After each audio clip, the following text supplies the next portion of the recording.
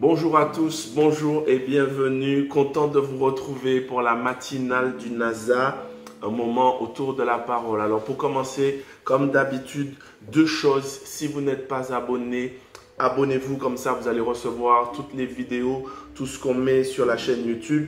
Et la deuxième chose, la plus importante, si vous avez été béni, partagez cette vidéo.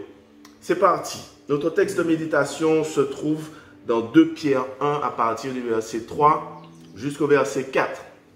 2 Pierre 1, 3 au verset 4.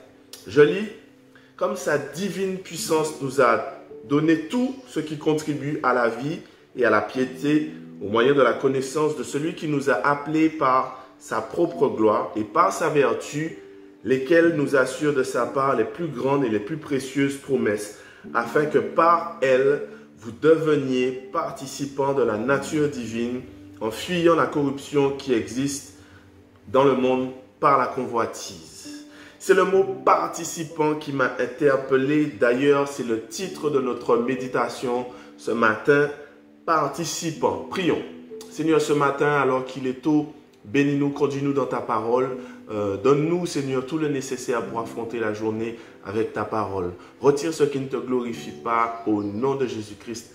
Amen. Participant. Le mot participant nous renvoie généralement à une activité, à une sortie où on se demande combien de personnes participent. Ça peut renvoyer aussi à un concours, à un examen, pour certains à une soirée. Ça nous renvoie à un championnat, à un tournoi, à un défi, à un jeu. Et on doit se poser la question pour bien organiser les choses. Combien y a-t-il de participants? Mais quand j'ai pensé à ce mot participant, il y a aussi cette phrase très connue qui m'est revenue, que l'on aime citer. L'important, ce n'est pas de gagner, mais c'est de participer. Mais ce matin, est-ce qu'on peut être vrai? Est-ce qu'on peut être sincère alors qu'il est tôt ce matin? Cette phrase-là, c'est pour les enfants quand ils pleurent, quand ils ont perdu, quand ils sont mauvais perdants. Cette phrase, c'est comme une doucine, une caresse pour nos enfants alors qu'ils sont attristés. Mais aujourd'hui, sincèrement, en vérité, aujourd'hui, on ne participe pas juste pour participer. Aujourd'hui, avec un certain âge, avec un certain recul, si c'est juste participer pour participer, en vérité, je ne vais pas. En vérité, je ne suis pas là. En vérité, ne me compte pas dedans. Personne aujourd'hui ne se lance dans une activité, dans un tournoi, dans un jeu, dans une sortie, juste pour faire plaisir. En fait, si on participe, il faut qu'il y ait au moins un intérêt. Par exemple, l'intérêt, c'est peut-être de passer du temps en famille. Mais généralement, aujourd'hui, dans cette société, personne ne participe juste comme ça. Avec du recul, on ne participe pas juste comme ça. Eh bien, ce passage, c'est exactement de ça qu'il parle. Sans trop rentrer dans des profondeurs théologiques, bibliques, il est question de la vie spirituelle. Et concernant la vie spirituelle, Pierre est en train de dire que celui qui a gagné le premier prix, c'est Jésus-Christ. C'est Jésus-Christ qui a gagné le premier prix. Il a gagné le ciel, il a gagné le salut, il a gagné la vie éternelle. Et Jésus-Christ nous a donné, il nous a offert ce salut, il nous a offert ce premier prix dès lors que l'on croit, dès lors que l'on se repent. Donc en fait, si on est participant, ce n'est pas pour gagner le premier prix. Christ l'a déjà gagné. Mais si on participe, il y a un intérêt. Dans sa victoire, son premier prix, c'est le salut, je l'ai si je me repens, etc. Mais dans sa victoire, Jésus-Christ nous donne autre chose. Il y a un autre intérêt. En fait, il partage sa nature avec moi. Les commentateurs disent que ce verset est lié à la nouvelle naissance. Et Pierre est tout simplement en train de faire un rappel au fait que si je suis en Christ, si je suis né de nouveau, je suis d'une autre nature. Je partage la nature de Jésus-Christ. Jésus-Christ, en fait, il a partagé pas seulement le salut, mais il partage aussi sa nature, son essence. Vous êtes né de nouveau, vous êtes d'une autre nature. Il vous donne sa nature et comme dirait l'autre, tu as ça dans le sang. Pour mieux t'expliquer, c'est comme des enfants d'athlètes ou des enfants de champions ou des enfants d'intellectuels ou des enfants même de bricoleurs, d'artistes. On va leur dire quelque part, tu dois sûrement avoir cette fibre en toi. Tu as ça dans le sang. Pierre est en train de rappeler aux chrétiens, vous avez ça dans le sang. Vous êtes participants de la nature de Christ. Vous avez la nature de Jésus. En gros, vous avez tout le nécessaire pour faire face aux épreuves, tout le nécessaire pour faire face aux tentations, tout le nécessaire pour faire face aux aléas, aux défis, aux circonstances, aux complications dans ce monde. Si tu étais à l'église ce matin, je t'aurais dit, dis à ton voisin, tu as ça dans le sang. Et je vais même plus loin avec toi. Dans la Bible, on a des personnages, on le comprend. Ces personnages, ce sont des enfants de Dieu, ce sont des fils et des filles de Dieu. Et spirituellement parlant, eux aussi, ils ont eu cet héritage et eux aussi, ils nous laissent cet héritage. Donc spirituellement parlant, on vient de cette lignée royale, spirituelle, divine.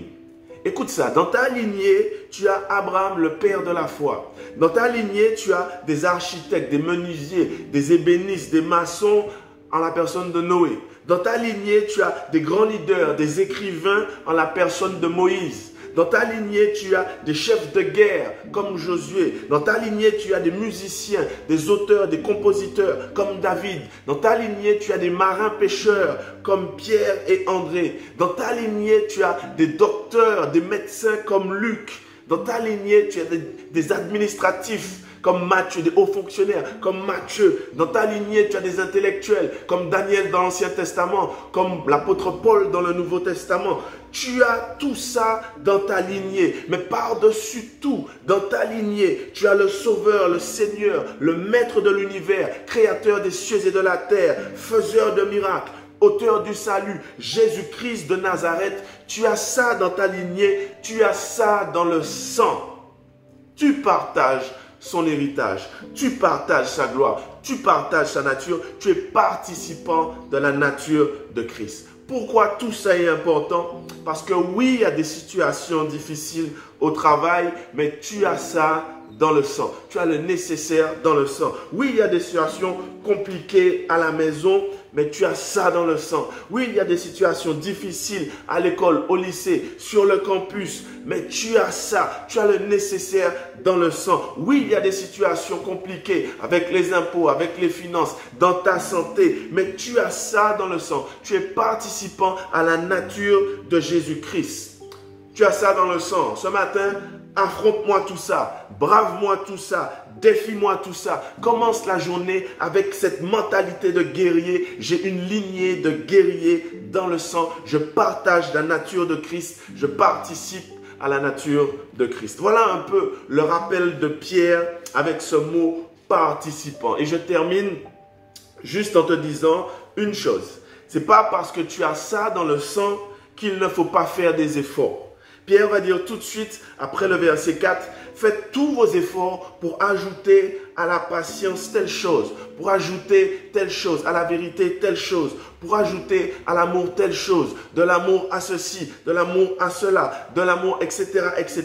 Il dit que ces choses, si vous les avez en abondance, eh bien, vous pourrez vraiment maîtriser, affronter les tentations et les difficultés de ce monde. Donc, en fait, ce n'est pas parce que j'ai un héritage, que j'ai ça dans le sang, que ça veut dire que je vais exceller. Tu as ça dans le sang, mais tu dois faire des efforts sur ton caractère, des efforts sur ta discipline spirituelle, des efforts dans la lecture, des efforts dans la prière, des efforts dans le jeûne, des efforts en venant à l'église. Alors, des fois, certains disent qu'aujourd'hui, l'église, c'est optionnel. Non, non, non, non. Dans la Bible, l'église, c'est pas optionnel. Donc, tu as des efforts à faire sur tout ça. Tu as ça dans le sang, mais tu as des efforts à faire. Voilà le partage de ce matin. Voilà l'encouragement de ce matin. Que le Seigneur te bénisse. Et n'oublie pas que tu partages la nature de Christ. Tu as ça dans le sang. Tu as le nécessaire pour affronter les choses de la vie. Prions.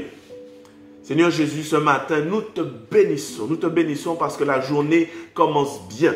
Alors peut-être que pour certains c'est compliqué, mais nous confessons qu'elle commence bien. Nous te remercions parce que tu as déjà gagné le prix et tu nous l'offres. Mais tu nous donnes par-dessus tout ta nature. Tu nous donnes à être participants à ta nature. Donc nous avons dans notre sang, dans notre héritage spirituel, tout le nécessaire. Ce matin, fortifie quelqu'un qui se sentait faible. Fortifie quelqu'un qui se disait « je ne vais pas y arriver ». Fortifie quelqu'un qui se dit qu'il n'y a plus d'espoir.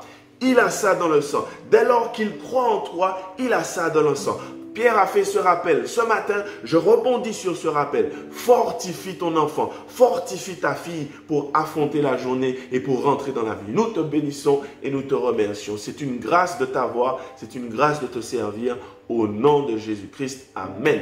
Que le Seigneur te bénisse, que le Seigneur te fasse du bien. Tu as ça dans le sang. Si tu n'as pas encore accepté Jésus-Christ comme Sauveur et comme Seigneur, juste après, il y a une prière de repentance. Fais cette prière sincèrement et dès lors, tu deviens un enfant de Dieu. Et ensuite, rejoins l'église. Si tu n'as pas une église, on va se faire une joie de t'accueillir à l'église du Nazaréen du monde vanté. Sois béni, soyez bénis. Je vous aime et je vous dis à bientôt. Ciao, bye.